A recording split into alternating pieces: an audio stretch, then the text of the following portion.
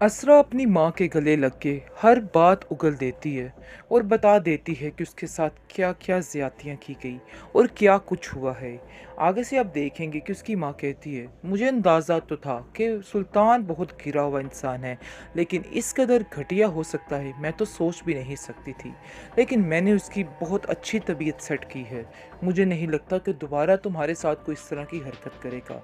खैर, अब तुमने ये काम करना है कि जैसे ही कोई बात होती है मुझे ज़रूर बताना है, क्योंकि अब इसको ऐसे नहीं छोड़ा जा सकता है।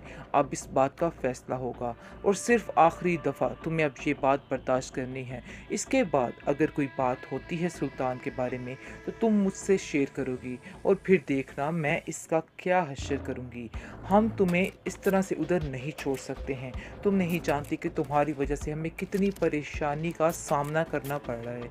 हम बहुत परेशान हैं। तुम्हारे भाई को तो अभी इन बातों का इल्म ही नहीं कि आखिर क्या से क्या हो गया है, लेकिन जब उसको इस बातों का पता चलेगा तो वो तो सुल्तान को छोड़ेगा ही नहीं। सुल्तान अभी ये बात नहीं जानता और हमें बहुत हल्का ले रहा है और समझ रहा है कि सब कुछ उसकी मर्ज़ी के साथ चलेगा, लेकिन ये उसकी बहुत बड़ी भूल है। ऐसा नहीं होने वाला है। तुम फिक्र मत करो, लेकिन उठ जाओ और जाकर अपने तरीके से रहो। कोई ज़रूरत नहीं है अब किसी के आगे अपना मुंह लटकाने की या किसी को अपने बारे में सही करने की। अब सुल्तान को खुद ठीक होना पड़ेगा, क्योंकि तुम्हारी भी अब सब्र की हद ख़त्म हो रही है। इसलिए मैं भी चाहती हूँ कि तुम भी अब थोड़ा स्टैंड लो। बहुत सब्र कर लिया, बहुत बर्दाश्त कर लिया तुमने इस इंसान को। आगे से वो कहती है कि आप बिला वजह फ़िक्र कर रही हैं, ऐसी कोई बात नहीं है। मैं बहुत ज़्यादा खुश हूँ और ठीक हूँ। मैंने अपने आप को इस चीज़ का आदी बना लिया है। लेकिन उसकी माँ कहती है कि मैं तुम्हें आदी नहीं बनाना चाहती, बल्कि मैं तुम्हें उस चुंगल से निकालना चाहती हूँ। लेकिन मुझे हैरानगी इस बात पे हो रही है कि तलत इतनी समझदार होते हुए घर में उसको इन बातों की कोई भी खबर नहीं है, कुछ भी नहीं कर सकी। वो सुल्तान को समझा भी नहीं सकी कि आखिर क्या करना है क्या नहीं। जिसको सुनकर आप देखेंगे कि वो कहती है कि नहीं, उन्होंने कभी मुझ में इस तरह का फ़र्क नहीं किया है, लेकिन सुल्तान की वजह से सिर्फ मसला है, वरना वो लोग बहुत अच्छे हैं। आप नहीं जानती आप किसको इस घर में लेके आना चाह रहे हैं, ये सारा कुछ तो मुझे भी पता है। अगर मेरी माँ ने सच कह दिया, सारा कुछ सच सामने लेके आ गई, तो आपको इतना बुरा लग रहा है कि आप उनके बारे में इस तरह गलत अल्फाज यानी कि बातें कर रहे हैं। मैं आपको इस चीज़ की इजाज़त कभी भी नहीं दूंगी कि आप उनके बारे में इस तरह की बातें करें। मेरी हद तक ठीक था जो था, लेकिन अब ऐसा कुछ भी नहीं होने वाला है। बस मैं आपसे यही कहना चाहती हूँ कि अपनी ज़बान को थोड़ी सी लगाम दें, क्योंकि ये ज़बान जो है एक दिन बहुत बुरे तरीके से आपका बुरा हश्र होने वाला है। क्योंकि जब ये बात सरवर भाई को पता चलेगी कि आप उनकी माँ के बारे में ये सब कुछ कर रहे हैं, तो वो आपको कभी भी माफ़ नहीं करेंगे।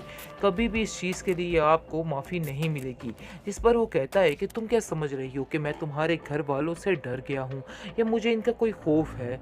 ये अगर समझ रही हो तो अपने दिमाग से ये बात निकाल दो, क्योंकि ऐसा कुछ भी नहीं। मुझे ना तो उन लोगों का कोई खौफ है और ना ही कुछ और।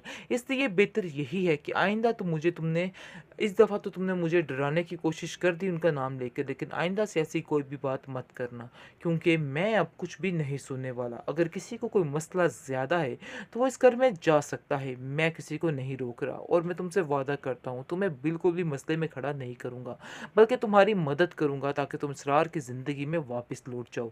तुम्हें बिल्कुल भी टेंशन लेने की ज़रूरत नहीं, क्योंकि वो तो ऑलरेडी तुम्हारा आइडल है, तो उनसे बहुत ज़्यादा प्यार भी करता है। जिस पर वो कहती है कि मैंने आपसे ऐसे कभी नहीं कहा है, लेकिन ये लहदा बात है कि आपने हर बात को उल्टा मतलब देकर उसका उल्टा मतलब ही निकालना होता है। बहरहाल जो आपने समझना है समझिए, मुझे अब अपनी सफाई में कुछ भी बात करने की ज़रूरत नहीं है। सरवत बेगम ने सुल्तान की ऐसी अकल ठिकाने लगाई है कि वो आगे से बात करने से पहले 10 दफ़ा तो सोचेगा कि उसे ये बात करनी चाहिए कि नहीं करनी चाहिए। उल्टा आकर वो अस्सा के बारे में इस तरह की बातें कर रहा था और बार बार इसरार को अंदर लेके आने की कोशिश कर रहा था, जिसकी वजह से उसकी माँ को काफ़ी ज़्यादा गुस्सा आ गया, क्योंकि वो हकीकत तो सारी जानती है कि आखिर किस पाँव बिक रही है, बाहर क्या हो रहा है क्या नहीं हो रहा। लेकिन वो लोग खामोश थे। इसका मतलब ये नहीं था कि उनकी खामोशी का नाजायज़ फ़ायदा उठाया जाता, लेकिन अब सरवत ने उसको ऐसी दो टोक बातें सुनाई है जिसकी वजह से उसकी अकल ठिकाने आ चुकी है और उसको पता चल चुका है कि आगे किस लहजे में और किस तरीके से और किस वक़्त क्या बात करनी है। और आप देखेंगे कि बहुत ज़्यादा गुस्से में आ जाता है सुल्तान और उसको समझ आ जाती है कि सारी लगाई बुझाई जो है वो असरा की है। इसलिए वो घर बड़े गुस्से से आके असरा को कहता है कि तुमने अपना जो काम करना था वो कर लिया है, जिस पर असरा काफ़ी हैरान और परेशान होती है, क्योंकि उसको तो इस चीज़ का इल्म ही नहीं होता कि आखिर क्या चल रहा है, इसकी कैसे जलालत हुई है और क्या हुआ क्या नहीं। वो किसी बात के बारे में कुछ नहीं जानती है, लेकिन वो समझ रहा होता है कि इसको हर बात का पता है, और उसको कहता है कि ज़्यादा नाटक करने की ज़रूरत नहीं है। मैं तुम्हारी ड्रामेबाजी को बड़े अच्छे तरीके से समझता हूँ, मुझे पता है कि तुम जो कह रही हो झूठ बोल रही हो। आगे से वो कहती है, मुझे वाकई में किसी बात का कुछ पता नहीं है, लेकिन उसको कहता है सुल्तान कि घर की बातें जो निकली हैं सारा कुछ तुम्हारी वजह से ही हुआ है, तुमने ही घर की सारी बातें जाकर अपने घर वालों से की हैं, तो उन्हें इन बातों का इल्म हुआ, वरना उन्हें कैसे पता चलता कि क्या हो रहा है क्या नहीं हो रहा। आगे से वो समझाने की कोशिश करती है कि शायद आपको इस चीज़ का अंदाज़ा नहीं कि वो लोग भी इसी शहर में रहते हैं और आपके चाल चलन से वाकिफ़ हैं, और सारी दुनिया जानती है। ये अलहदा बात है कि कोई बात मुंह पे करे या ना करे, लेकिन इंसान के जो अंदर होता है वो सबको सब पता होता है। आप देखेंगे कि तल्लत जो है वो भी काफ़ी हैरान है और कहती है कि आप लोगों की लड़ाई और चिक चिक ने मेरा दिमाग ख़राब करके रख दिया है।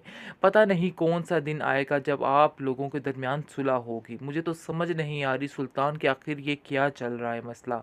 इस माजरे को ख़त्म क्यों नहीं करते हो? क्यों अपने दिलो दिमाग से ये अना का पर्दा, अना की पट्टी क्यों नहीं हटाते हो? आगे से सुल्तान कहते हैं कि आपको हमारे मामलात में बोलने की बिल्कुल भी ज़रूरत नहीं है।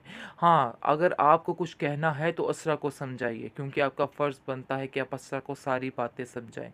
क्योंकि उसको असल में गुस्सा सरवत का है कि सरवत ने इस तरह से किस लहजे में उससे बात की है, वो इस चीज़ को कभी नहीं भूल पा रहा है। और उसके दिल में बार-बार वो बातें तीर की तरह चुभ रही हैं कि आखिर ये क्या हुआ और क्या ना हुआ।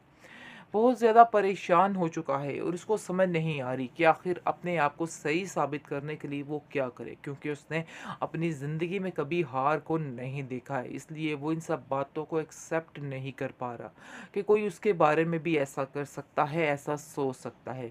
इस बात की टेंशन ने उसको दिन रात पागल करके रखती है। लेकिन दूसरी तरफ असरा काफ़ी परेशान हो चुकी है, क्योंकि हर बात मानने के बावजूद, सब कुछ करने के बावजूद उसको कुछ हासिल नहीं हो रहा है, और इस चीज़ की नाकामी ने उसको परेशान कर दिया है। मशाल उसको काफ़ी ज़्यादा समझाती है और कहती है कि फ़िक्र मत करो, सब ठीक हो जाएगा, थोड़ा सब्र तो हमल से काम लो। आगे से वो कहती है कि सब्र करके ही बैठी हूँ, लेकिन मुझे नहीं लगता कि ये मामलात सुधरने वाले हैं।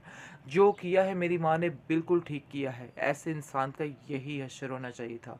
वैसे ये बात है कि मैंने उनसे कुछ भी नहीं कहा था, सब कुछ उन्होंने अपनी मर्ज़ी के साथ किया है। मैं किसी बात को नहीं जानती थी। काफ़ी सफाइयाँ दवाइयाँ पेश कर रही हैं वो मिशाल के सामने। लेकिन मिशाल कहती है कि तुम चाहे जो मर्ज़ी कर लो, तुम्हारी किसी बात का किसी को कोई फ़र्क नहीं पड़ेगा। इसलिए ये सब बातें करना बिल्कुल बेबुनियाद है।